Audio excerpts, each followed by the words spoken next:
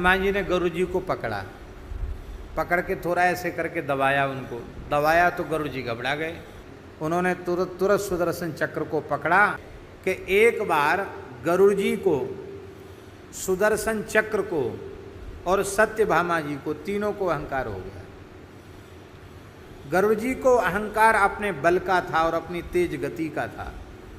सुदर्शन चक्र को अपने तेज का, अपनी तीक्ष्णता का अहंकार था और सत्यभामा जी को अपने रूप का अहंकार हो गया था। ठाकुर जी और सब कुछ सहन करते हैं, अहंकार सहन नहीं करते हैं। गोपियों का अहंकार सहन नहीं किया, रास में अंतर्धान हो गए। अहंकार किसी का सहन नहीं करते ठाकुर जी हैं। श्री मलुकदास जी महाराज ने कहा है, गर्व न कीजे बावरे हरि गर्व प्रहारी। अहंकार मत करो, भगवान अहंकार को नष्ट करने वाले।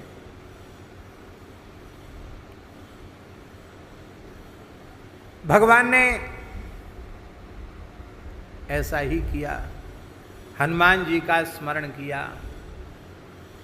ये अहम शून्य है, यही एक ही बाण से तीनों निशाना सध जाएंगे। भगवान ने हनुमान जी का स्मरण किया। हनुमान जी द्वारिका के आसपास रैवतक गिरी के निकट जो भगवान का विशाल बगीचा था, उस बगीचा उद्यान में श्री हनुमान जी महाराज बैठ करके भगवान की इच्छा से फल खाने लगे और वृक्षों को भी तोड़ने लगे, और इधर को पेड़ उधर गिरा दें, उधर गिरा दें। रक्षक आए तो सबको हनुमान जी ने डरा धमका के भगा दिया सबको। द्वारिकाधीश भगवान के सामने पुकार भई, महाराज एक बड़ा विशाल काय बंदर आया है, पूरा आपका बगीचा उजाड़ रहा महाराज। भगवान बोले, उस विशाल बलवान बानर को किसी ने रोका नहीं। बोले महाराज किसी की हिम्मत उसके सामने जाए।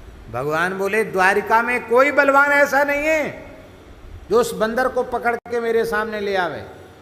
गरुड़ जी बोले, महाराज मेरे रहते हुए आप ऐसी बात कैसे बोल सकते, कोई बलवान नहीं, ये सेवक है ना आपका,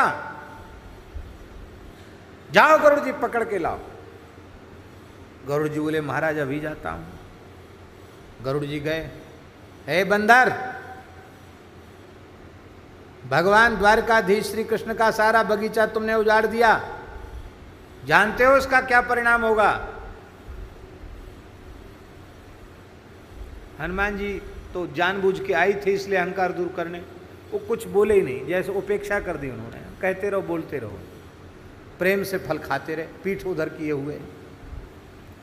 गरुड़ जी टूट पड़े उनके ऊपर। हनुमान जी ने हंसते हुए कहा, आहा बहुत अच्छा लगा, दर्द हो रहा था सब ठीक हो गया, खुजली मच रही थी ठीक हो गई, और सेवा करो और सेवा करो। अरे विचित्र बानर है, इतनी जोर से प्रहार करने पर भी इसको कुछ नहीं हुआ। मालाहत एवं द्विपहा, जैसे किसी गजराज को पुष्पमाला से प्रहार किया जाए, हनुमान जी को कुछ नहीं। हनुमान जी फल खा के संतुष्ट हुए। बोले ज्यादा ही परेशान करता है, तो हनुमान जी ने गरुड़ जी को पकड़ा, पकड़ के थोड़ा ऐसे करके दबाया, उनको दबाया तो गरुड़ जी घबरा गए तो उनको समुद्र के किनारे फेंक दिया।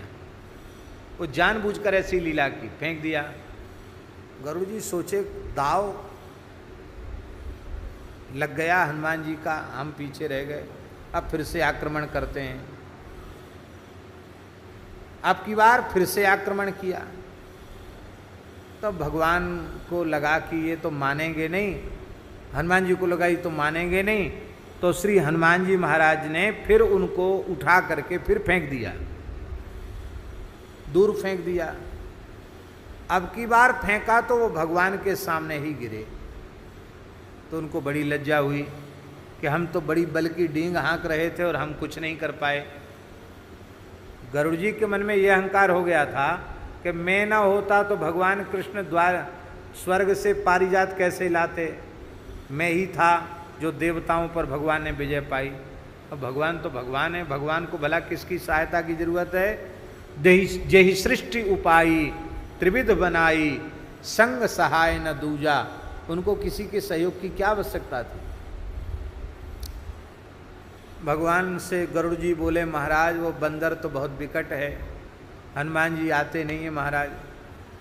बोले तो वो बंदर नहीं है, वो साक्षात हनुमान जी हैं, तुमने उनका तिरस्कार किया होगा। जाकर कहो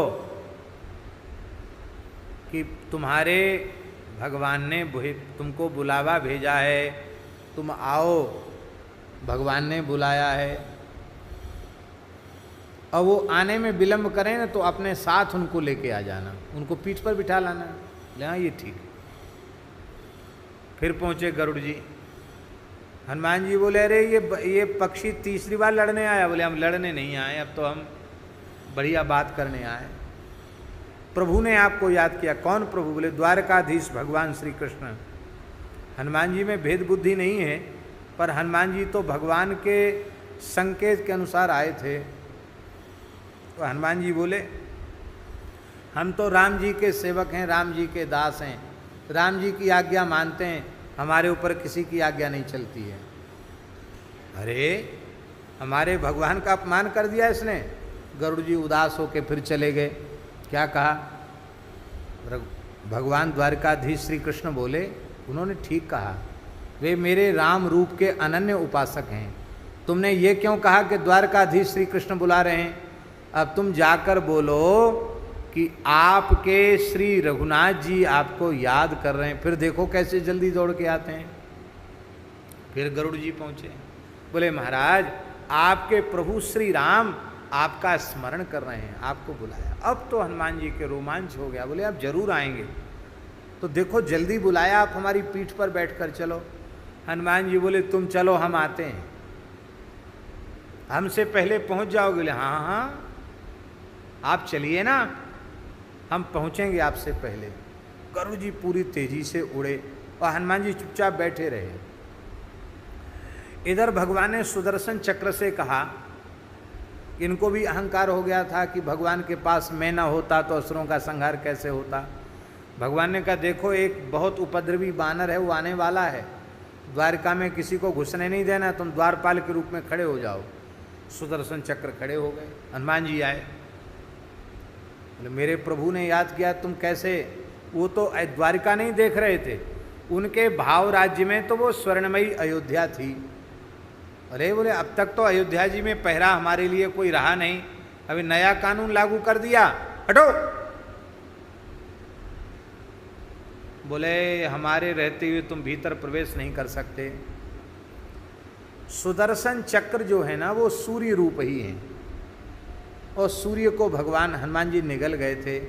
उन्होंने तुरंत सुदर्शन चक्र को पकड़ा, अपने मुंह में रख लिया। सुदर्शन चक्र को ही हनुमान जी ने मुंह में रख लिया। चले आगे। भगवान बोले सत्यभामा जी से कि सत्यभामा जी आप तो सबसे अधिक रूपवती हैं, आप जल्दी से जानकी जी की वेशभूषा धारण कर लो, मैं राम जी की वेशभूषा धारण कर लेता हूँ। जो आज्ञा भगवान। तुरंत सत्यभामा जी ने जानकी जी का स्वरूप बना लिया और श्री द्वारकाधीश भगवान श्री कृष्ण धनुर्बाणधारी कोदंडधारी भगवान श्री राम के रूप में विराज गए।